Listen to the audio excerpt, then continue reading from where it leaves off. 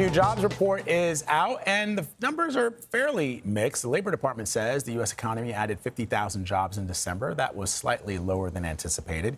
The unemployment rate did not change all that much, coming in at 4.4%. Joining me now is CBS News business analyst Jill Schlesinger. Good to see you. Hello. So it's been kind of wishy-washy all year long, the job market. It's not terrible, but it's not... Yeah, I mean, it's like the definition of meh. Yeah, right, yeah. So in the beginning of the year, there was like excitement, there was hiring, people felt good. We get the tariff announcements, and then companies are like, whoa, we don't know what's going to happen with the economy and spending, and they kind of put the brakes on. So you probably have heard this term, low hire, low fire. Yep. We have not seen evidence in 2025 of mass layoffs. Thank goodness, right? We don't want to see that. But at the same time, we only saw 49,000 jobs a month created in the whole year. I got to put that in perspective. This is like the lowest level of hiring since 2020 during the pandemic. Wow. And this is across all 50 states. Yes, and it's problematic in some respects because we need to have some sort of catalyst to get that hiring going. Right. Before you blame AI, I don't think this is AI, but I do think the companies are somewhat cautious. So that's really the 2025 is like this year characterized by caution, some anxiety. We don't know what's going to happen next. So there hasn't been mass firings, but there's been also not a lot of hirings. Yeah, I mean, I think what's really difficult is that if you lose a job, it is going to take you a while to find a new one. I think that's really the problem that we see, even with those young college graduates. We've talked about that. You're 22 to 27 years old. You were the last one in. You lose your job because your company's reshuffling.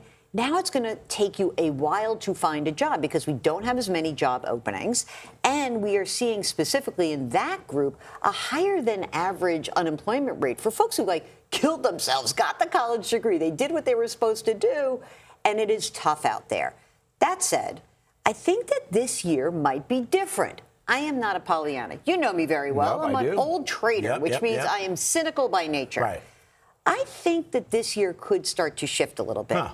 The first few months may be more of the same, but we're going to see big tax refunds that come into people's wallets. They are going to spend that money. Companies are going to spend that money. The economy should grow this year. We're in pretty stable shape. Hopefully, that is the catalyst for more hiring. I don't know if you got a chance to see Tony DeCoppel's report that we're doing at CBS Mornings, America A to Z, and he did the American Dream. Yes. And one of the components of his story was how this new generation, Gen X, Gen Z, and Alpha are going to be the first generation that will not, as we stand right now, outperform their parents. That is, and it's kind of some of the things you're talking about here, right?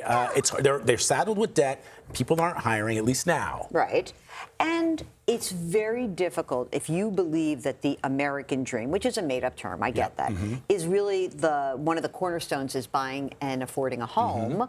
That's one other thing that's out of reach. I mean, a lot of this younger generation, though, is investing in the stock market as a way to accumulate wealth. That we've seen a lot of evidence of that. But I think this concept of the American dream needs to morph a little bit. It has to. And we are likely to see something different than what you see right this second. We are in this strange transition. I would even suggest that 2025 sort of feels like the bookend to the pandemic. Yeah. That we haven't quite recovered from that. And these younger folks who are feeling a little downbeat and their parents who are worried about them, you know what? My best bet is I graduated. Ready for this? I'm outing myself, everybody. I graduated in 1987 from college, and people were losing jobs after the market crashed. Right. And they said everything on Wall Street is dead. And when someone makes a statement, you just have to take the other side of that trade. That. And I like how you said that we got to reimagine what the American dream means. And maybe it's not owning a house and getting a college degree. It's something else that we haven't figured out. Yeah. Jill Schlesinger, always good to have you, friend. Thank you. Thank you very much.